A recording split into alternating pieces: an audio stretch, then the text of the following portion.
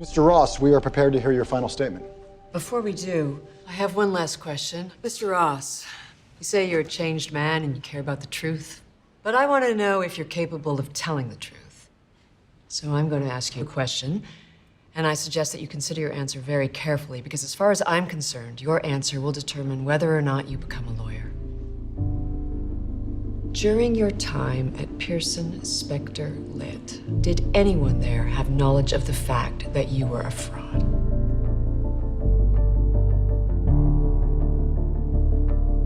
Mr. Ross, did anyone else know? I knew. And if you're looking for a scalp, you can have mine. But I was under the impression that this hearing was not about my old firm, but whether or not Mr. Ross should be a lawyer. I say he should. It doesn't matter what you say. He's already had someone testify for him. I'm not here to talk about him. I'm here to talk about someone else. Someone else has nothing to do with I'd like to hear this. 15 years ago, a young woman was arrested for illegally obtaining prescription drugs. Turns out she had chronic pain and didn't want to drop out of med school, possibly never to return. So she stole a couple of prescription pads from the hospital where she was interning. A crime with a mandatory sentence of 7 years. But instead of throwing the book at her, the prosecuting attorney showed mercy. Had the charges knocked down to a misdemeanor, recommended probation, and sealed the records. That's a touching story, but I don't see what a random attorney has to do with these proceedings. She's not talking about a random attorney. She's talking about me.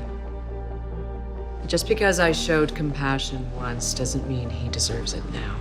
Maybe he doesn't. But that young woman is now an ER doctor. She saves lives. And the world's a better place because you saved hers. Thank you, Miss Pearson. Mr. Ross.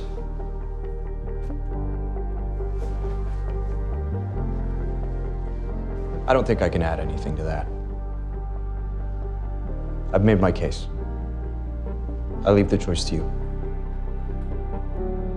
Then this hearing has concluded. We will deliberate and let you know our decision by day's end. Thank you.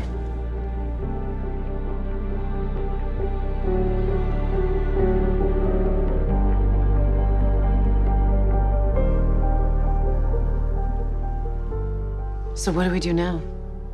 They said they would let us know by the end of the day. So we wait. Well, it is the end of the day, which means... Doesn't mean anything, Louis. Whatever's going on in there, Seidel's gonna fight like hell. It's not gonna make a difference.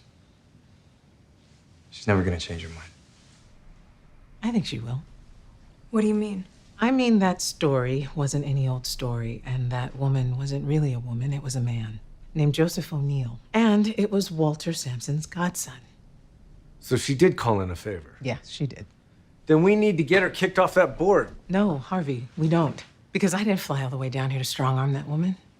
And I know the story of the wind and the sun. What the hell are you talking about? She's talking about Aesop's fable, which basically says that if you want a man to take off his coat, you don't blow it off. You make him feel warm and he'll take it off on his own. That's not a strategy, it's a prayer. Louis, I already admitted that I knew about Mike, and I reminded her of her own compassion. That's the best we're going to do. You know they could disbar you for that. In New York, they might. In Chicago, nobody's gonna care. Thank you, Jessica. Don't thank me. Thank Harvey. He's the one that called me. Seidel. Hello. I'll tell him. Thanks for calling.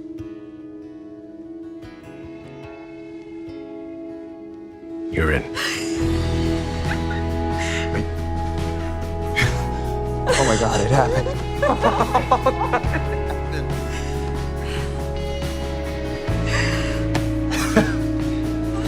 I'm gonna go get us some champagne. Thank you so much. Thank you for flying in. I wouldn't miss this for the world.